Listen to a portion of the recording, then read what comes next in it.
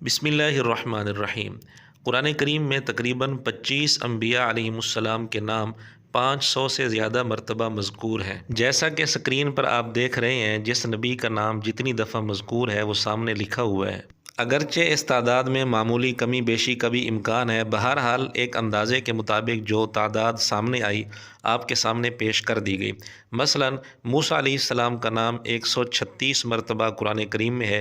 اسی طرح دیگر انبیاء علیہ السلام کے نام جتنی تعداد میں قرآن کریم میں ہیں وہ آپ کے سامنے پیش کر دیے گئے ہیں۔ تو تمام انبیاء علیہ السلام کے نام 500 سے زیادہ مرتبہ قرآن کریم میں موجود ہیں، اور 400 سے زیادہ آیات ہیں جن میں ان انبیاء علیہ السلام کے نام مذکور ہیں۔ لیکن اس کے برخلاف مرزا کیا کہتے ہیں وہ اس کی زبان سے سن لیں۔ قرآن میں اللہ کے بعد سب سے زیادہ نام جس کا ہے وہ شیطان ہے، کسی پیغمبر کا بھی نام نہیں اتنی دفعہ آیا۔ ہاں، سارے پیغمبروں کے نام جمع کریں نا، جتنی دفعہ ریپیٹ ہوئے ہیں اس سے زیادہ شیطان کا نام آیا ہوا ہے، تو آپ کو نکال سکتا ہے اس کو، حقیقت ہے۔ لا حول ولا قوت الا باللہ۔ کتنے اعتماد سے سینکڑوں آیات کی مخالفت کرتے ہوئے مرزا یہ بیان دے رہا ہے کہ جی تمام انبیاء علیہ السلام کے ناموں کو اگر جمع کیا جائے جو قرآن کریم میں آتے ہیں تو بھی شیطان کا نام زیادہ مرتبہ آیا ہے، نعوذ باللہ نعوذ باللہ۔